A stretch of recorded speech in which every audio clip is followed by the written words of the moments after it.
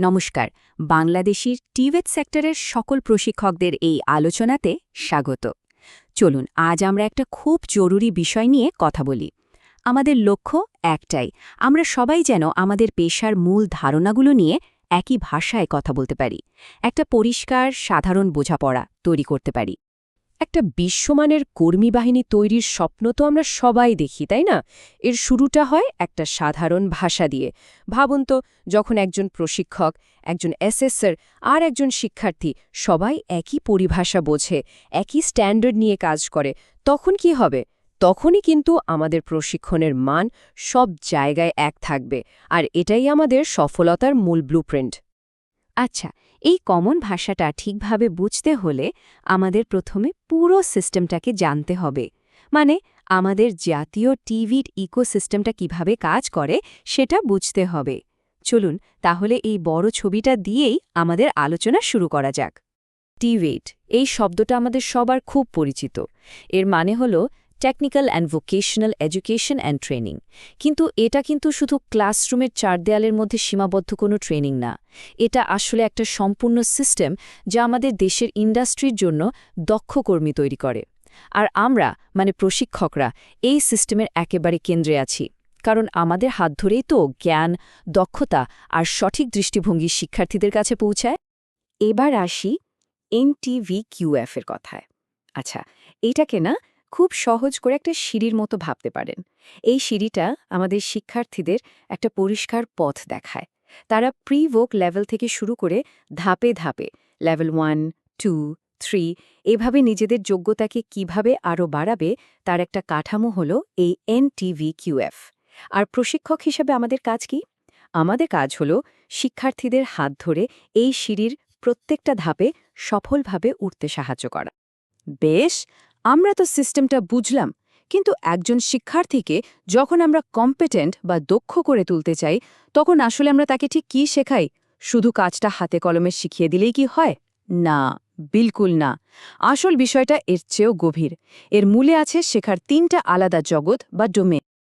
দেখুন, দক্ষতা বলতে আমরা সচরাচর বুঝি হাতে কলমে কাজ করতে পারা, কিন্তু এর আনুষ্ঠানিক সংজ্ঞাটা যদি আমরা দেখি তাহলে বুঝব এটা তার চেয়ে অনেক বেশি কিছু। এখানে 3টা শব্দ খুব গুরুত্বপূর্ণ: পদ্ধতি, ফলাফল আর সময়। মানে শুধু কাজটা করতে পারলেই হবে না, সঠিক পদ্ধতিতে নির্দিষ্ট সময়ের মধ্যে কাঙ্ক্ষিত ফলাফলটা আনতে পারতে হবে। আর ঠিক এখান থেকেই আসছে ওই 3টা ডোমেইনের ধারণা। তাইলে মূল কথাটা কি দাঁড়ালো? একজন আসলেই দক্ষ কর্মী, সে কিন্তু শুধু কাজটা করতে পারে তা নয়, সে জানে কাজটা কেন করতে হবে। মানে তার জ্ঞান আছে, এটা হলো কগনিটিভ। সে কাজটা সঠিকভাবে করতে পারে, এটা হলো সাইকোমোটর বা শারীরিক দক্ষতা। আর সবশেষে সে সঠিক মনোভাব নিয়ে কাজটা করে, আর এটাই অ্যাটিটিউডিনাল। আমাদের ট্রেনিংয়ে এই 3টা জিনিসের একটা পারফেক্ট ব্যালেন্স রাখাটা কিন্তু অপরিহার্য। চলুন এগুলোকে একটু ভেঙে দেখি। প্রথমে জ্ঞান বা কগনিটিভ ডোমেন। সোজা কথায় এটা হলো থিওরি জানা, কি করতে হবে আর কেন করতে হবে সেটা বোঝা। যেমন ধরুন একজন ওয়েল্ডার, সে যদি শুধু ঝালাই করতে পারে কিন্তু এটা না জানে যে কোন মেটেলের জন্য কোনটা রড লাগবে আর কেন লাগবে, তাহলে কি তাকে পুরোপুরি দক্ষ বলা যাবে? যাবে না। এই কেনর উত্তরটাই হলো জ্ঞান। আর এরপর আসছে অ্যাটিটিউড বা দৃষ্টিভঙ্গি। এটা কিন্তু ভীষণ জরুরি একটা বিষয়। একবার ভাবুন তো, একজন কর্মীর অনেক জ্ঞান আছে, দারুণ কাজও পারে, কিন্তু তার আচরণ পেশাদার না, সে টিমের সাথে মিলেমিশে চলে না কিংবা সেফটি রুলস মানে না। তাহলে কি হবে? তার ওই জ্ঞান আর দক্ষতা কিন্তু কোনো কাজে আসবে না। কর্মক্ষেত্রে টিকে থাকার জন্য এই অ্যাটিটিউডটা আসলে সবকিছু। ওকে, তাহলে আমরা 3টা জিনিস বুঝলাম: জ্ঞান, দক্ষতা আর দৃষ্টিভঙ্গি। এখন চলুন দেখি একটা সত্যিকারের চাকরিতে এই 3টা জিনিস কিভাবে একসাথে কাজ করে। মানে একটা কাজকে যদি আমরা ভাঙি, তাহলে একদম ছোট অংশ থেকে শুরু করে পুরো জবটা কিভাবে তৈরি হয়। এই ছবিটা একটু খেয়াল করুন, খুব ইন্টারেস্টিং তাই না? দেখুন একটা জবকে কিভাবে ভাঙা হয়েছে। সবচেয়ে ছোট অংশটাকে বলা হচ্ছে টাস্ক এলিমেন্টস। কয়েকটা এরকম এলিমেন্ট মিলে হয় একটা টাস্ক, আর কয়েকটা টাস্ক একসাথে করলে হয়ে যায় একটা পুরো জব। প্রশিক্ষক হিসেবে আমাদের কাজটা কি? আমাদের কাজ হলো এই প্রত্যেকটা টাস্ক ভালোভাবে করার জন্য যে জ্ঞান আর দক্ষতা দরকার সেটাই শিক্ষার্থীদেরকে দেওয়া। আর এই স্লাইডটা তো ব্যাপারটা আরও পরিষ্কার করে দিচ্ছে। দেখুন, একটা জবের ৩টা মূল অংশ থাকে। জব ডেসক্রিপশন মানে কি করতে হবে, জব স্পেসিফিকেশন মানে কাজটা করার জন্য কি কি দক্ষতা আর জ্ঞান লাগবে, আর পার্সোনাল স্পেসিফিকেশন মানে কর্মীর অ্যাটিটিউড বা আচরণ কেমন হতে হবে। এবার মিলিয়ে দেখুন তো, এটা কিন্তু হুবহু আমাদের শেখার ওই ৩টা ডোমেনের সাথে মিলে যাচ্ছে, জ্ঞান, দক্ষতা আর দৃষ্টিভঙ্গি। কি দারুণ, তাই না? তো এতক্ষণ আমরা যা যা আলোচনা করলাম এই সব কিছুর ওপর ভিত্তি করেই কিন্তু আমাদের এখনকার ট্রেনিং সিস্টেমটা দাঁড়িয়ে আছে, যেটাকে আমরা বলি কম্পিটেন্সি বেসড ট্রেনিং বা সিবিটি। চলুন এবার এই সিস্টেমটা কিভাবে কাজ করে সেটার গভীরে যাওয়া যাক। সিবিটি সিস্টেমের একেবারে কেন্দ্রে আছে একটা শব্দ, কম্পিটেন্সি বা যোগ্যতা। এখন কম্পিটেন্সি মানে কিন্তু শুধু জ্ঞান বা দক্ষতা থাকা নয়। আসল কথা হলো ওই জ্ঞান, দক্ষতার অ্যাটিটিউডকে একসাথে কাজে লাগিয়ে কর্মক্ষেত্রে সফলভাবে কিছু করে দেখানোর ক্ষমতা। আর সবচেয়ে গুরুত্বপূর্ণ শব্দটা হলো প্রমাণিত ক্ষমতা, মানে তাকে প্রমাণ করতে হবে যে সে কাজটা পারে। এই কম্পিটেন্সিকেও আবার ৩ ভাগে ভাগ করা যায়, বোঝার জন্য খুব সহজ। প্রথমটা হলো জেনেরিক, মানে এমন কিছু যোগ্যতা যা সব কাজে লাগে, যেমন কথা বলার দক্ষতা বা কমিউনিকেশন। দ্বিতীয়টা হলো সেক্টর স্পেসিফিক, মানে একটা নির্দিষ্ট ইন্ডাস্ট্রির জন্য যা দরকার। ধরুন হোটেল ইন্ডাস্ট্রিতে কাজ করলে ফুড সেফটি সম্পর্কে জানতেই হবে। আর ৩ নম্বরটা হলো অকুপেশনাল স্পেসিফিক, মানে একটা নির্দিষ্ট পেশার মূল কাজ, যেমন একজন ওয়েল্ডারের জন্য ওয়েল্ডিং করা। আমাদের ট্রেনিংয়ে কিন্তু এই ৩ ধরনের কম্পিটেন্সিরই সমন্বয় থাকতে হবে।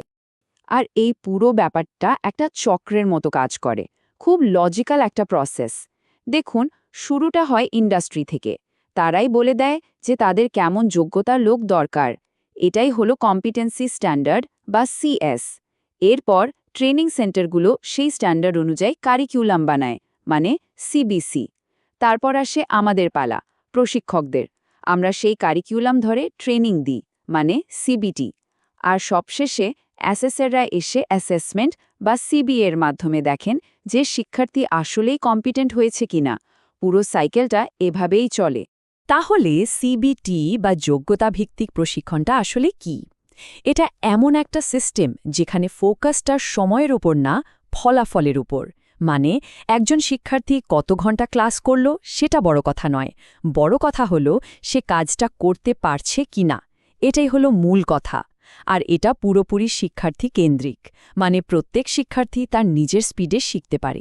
আর এর অ্যাসেসমেন্ট বা মূল্যায়নটাও কিন্তু গতানুগতিক পরীক্ষার মতো না।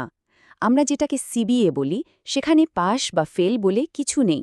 রেজাল্ট হয় মাত্র দুটো, হয় সে কম্পিটেন্ট, আর না হলে এখনও কম্পিটেন্ট নয় বা নট ইয়েট কম্পিটেন্ট। যদি কেউ নট ইয়েট কম্পিটেন্ট হয়, তার মানে এই না যে সে ফেল করেছে। এর মানে হলো তাকে আরও একটু শিখতে হবে এবং সে আবার সুযোগ পাবে। আমাদের লক্ষ্যটা হলো এটা নিশ্চিত করা যে প্রত্যেকেই যেন স্ট্যান্ডার্ডটা পূরণ করতে পারে। সবশেষে আসি আরপিএল এর কথায়, মানে রেকগনিশন অফ প্রায়র লার্নিং। এটা আমাদের দেশের জন্য একটা অসাধারণ সিস্টেম।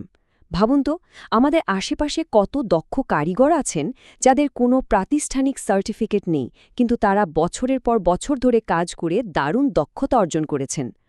আরপিএল হল সেই সব মানুষের দক্ষতা আর অভিজ্ঞতাকে স্বীকৃতি দেওয়ার একটা প্রক্রিয়া। এর মাধ্যমে আমরা আমাদের এই বিশাল ইনফর্মাল ওয়ার্কফোর্সকে ফর্মাল সিস্টেমে নিয়ে আসতে পারি। তো আমরা টিভেট থেকে শুরু করে আরপিএল পর্যন্ত অনেকগুলো গুরুত্বপূর্ণ টার্ম নিয়ে কথা বললাম। আমরা দেখলাম প্রত্যেকটা শব্দের একটা নির্দিষ্ট মানে আছে, একটা উদ্দেশ্য আছে।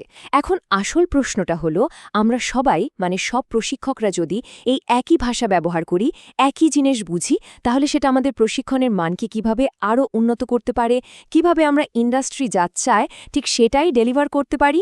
এটা কিন্তু আমাদের সবার একসাথে ভেবে দেখার বিষয়।